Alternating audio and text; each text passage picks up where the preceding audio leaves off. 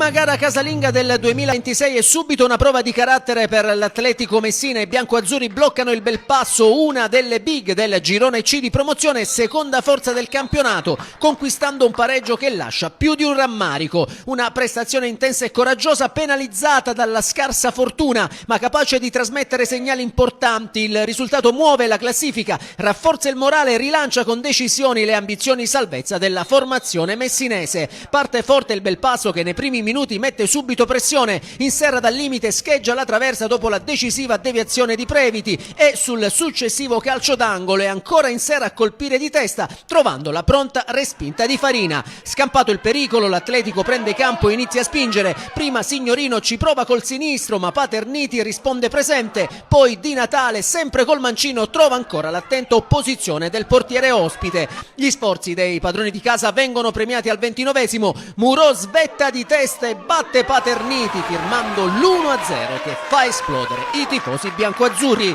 Lo stesso Murò va vicino al raddoppio poco dopo, ma il suo piazzato si stampa incredibilmente sul palo. Il Belpasso reagisce e sfiora il pareggio con una punizione di Luca che rimbalza davanti a Previti e termina di poco alta sopra la traversa. Nella ripresa però al 51esimo il Belpasso trova il gol dell'1-1, in serra da pochi passi, spinge in rete l'ottimo lavoro del neoentrato Marino, riportando la gara in equilibrio.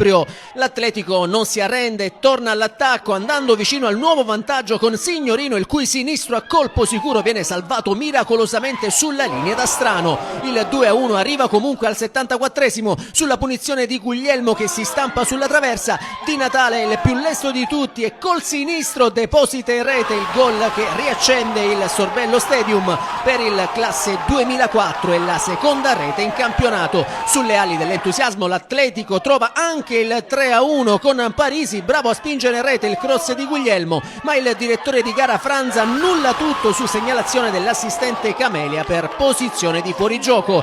All'83esimo il match viene sospeso per alcuni minuti a causa di una violenta grandinata che si abbatte sull'impianto, costringendo le squadre a rientrare negli spogliatoi. Alla ripresa il Belpasso trova il nuovo pareggio all'85esimo, una sfortunata autorete di Cucè che devia nella propria porta la spizzata d'Inserra, fissa il punteggio sul 2-2. Nel finale succede ancora di tutto. All'88esimo l'Atletico resta in 10 uomini per l'espulsione di Lembo che spintona Viaggio e rimedia il secondo cartellino giallo. Nonostante l'inferiorità numerica, al 90esimo i locali conquistano una punizione. Bombaci batte rapidamente servendo Murò, ma l'arbitro Franza ferma il gioco tra le vibranti proteste dell'Atletico, con il tecnico Giuseppe Midiri allontanato dalla panchina dal fischietto ragusano. L'Atletico sale a quota 12 punti, resta in zona play-out, ma aggancia l'Atletico Catania al terzultimo posto, mentre il Belpasso si porta a 30.